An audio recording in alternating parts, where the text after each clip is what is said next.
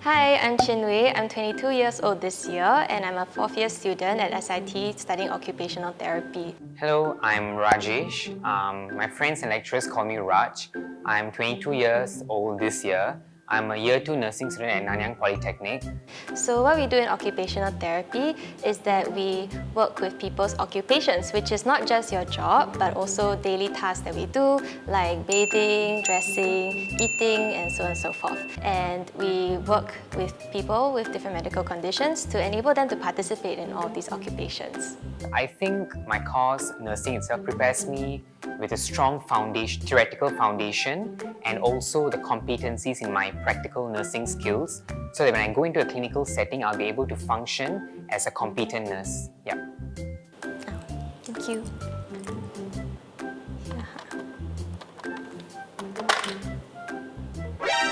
Was I supposed to press something? Yeah, I can press the button. Oh, okay.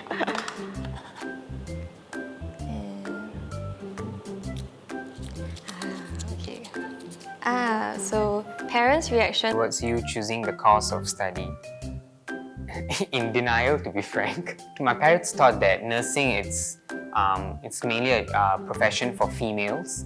Why would a male be in this profession? That was the first question they asked me. As long as you're caring, you're competent, and you're actually resilient to tide over the challenges, I think that's what it takes to be a good nurse. Okay, so at first my mom actually wanted me to study physiotherapy. Yeah, so a common misconception that people have is that occupational therapy and physiotherapy are very similar, but actually that's not true at all. I wanted to do occupational therapy because of its focus on the individual and thinking about how all of these can play a part in affecting how they go about their daily lives. Oh, no. Oops. 2,000 years later. Okay. Bit hard. It's a bit hard. My nails are very short. This question: why did you choose this course of study, and 5 words to describe your course of study? I feel like occupational therapy, not only is it very holistic, but also it allows you to be creative. What we're concerned about is how people do their everyday tasks, and there's a lot of different ways that you can spend your time, and there's a lot of different things that are meaningful to each and every person.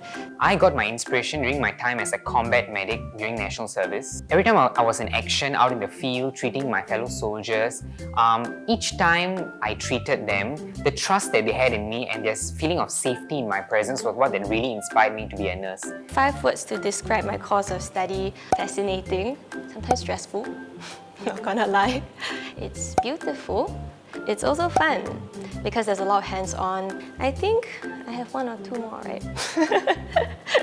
I also think it's quite eye-opening. You have to consider each person's different perspectives about the situations and really tailor every intervention to the individual. Busy, tiring, rewarding. It's really about what you get out of this profession in terms of the value, the sentiments behind this. Constantly on their ball. Fulfilling, and the fact that we're able to build a very healthy nurse-patient relationship, I think that is really fulfilling in my opinion. Yes, like a course that helps people to choose their jobs. Of course! Isn't that so unfortunate? No! God, please, no! No! Yeah, but so that's why I said occupations in occupational therapy doesn't just refer to your job, although it is a part of it, but that's not just it. Yeah. Okay. This one opened.